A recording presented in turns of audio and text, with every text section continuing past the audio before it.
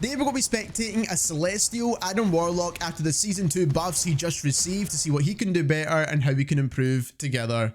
So we've got our guy here, Worms, and he's playing Adam Warlock, and this is after the most recent new update where landing headshots resets his avatar livestream.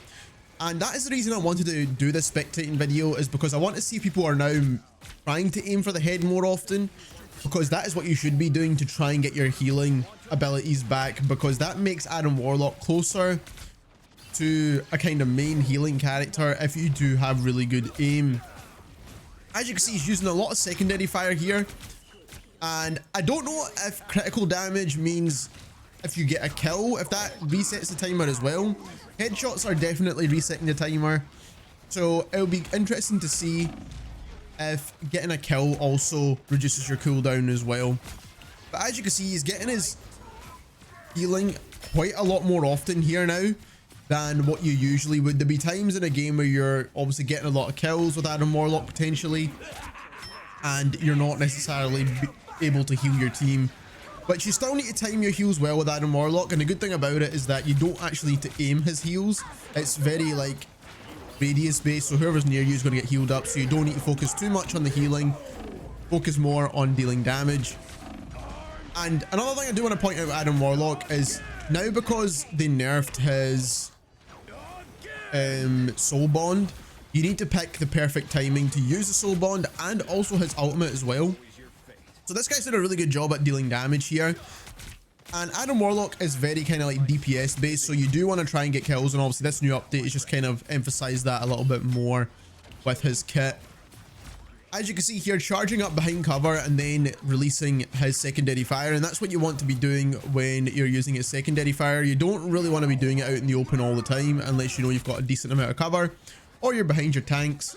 That's the only other time I'd recommend doing that. As you can see here, he's healing up his Hulk.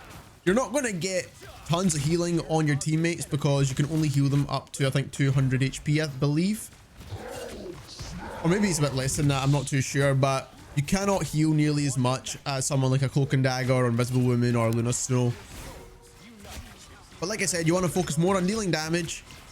And as long as you have one main healer in your team, having an Adam Warlock now is actually pretty viable. And you also have the reses. So as you can see here, he's got a couple of hits and a couple of kills using his healing. And the more damage you do, the more likely it is that you're going to reset that timer for your avatar live stream, and it is reducing it by a second per every damage you do. So if you're landing constant headshots, now obviously that's not easier said than done, right? But you can basically reset your healing constantly if you've got amazing aim. But like I said, that is depending on if you're landing all those headshots, but as long as you're firing shots down range and hitting someone, you're likely to get a headshot in general, especially if the enemies are all clustered together like they are right here. Now, obviously, secondary fire is going to get you a lot more kills, but obviously you need to prioritize whether you want kills or get that headshot to reset your healing. So sometimes getting a kill is not as important as landing a headshot with Adam Warlock now.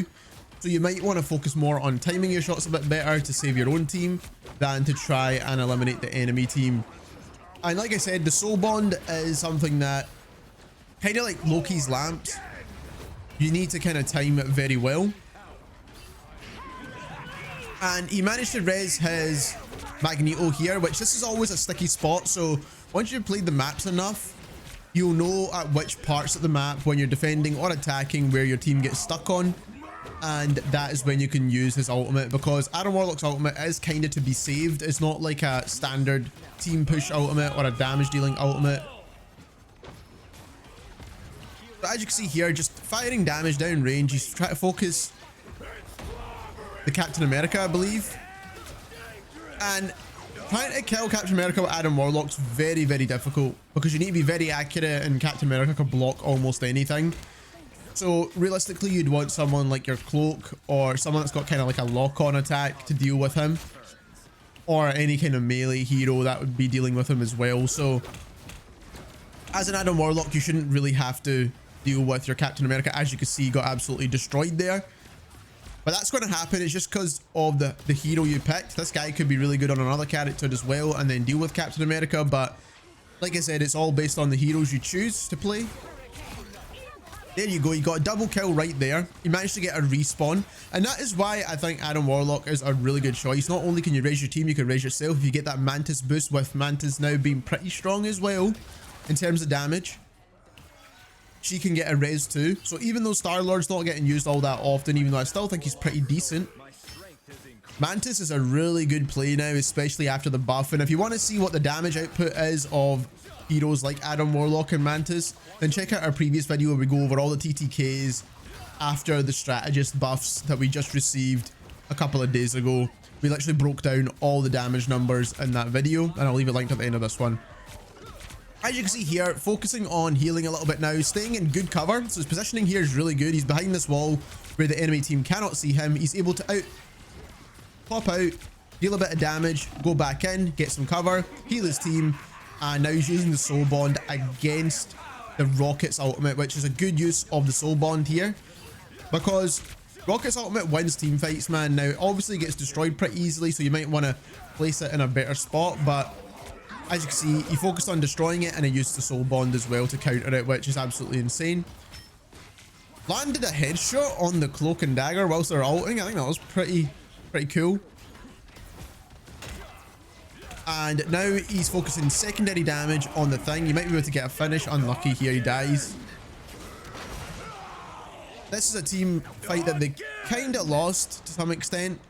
Maybe if he popped his res a little bit before this fight, then his teammates could have easily have came back there. But none of his teammates are fully dead. Only he's died. His tanks died. They're still holding this cover position, which is a good spot to hold for the meantime until all their team regroups. You need to know when to combo your secondary fire and your primary fire. If someone is close range, then you want to use the secondary fire because it kind of acts as a faster burst damage, and you're more likely to hit someone with that than if you're trying to focus your shots. Focusing your shots is mainly for range. This is a good use of the ultimate now. He manages to respawn at least one teammate.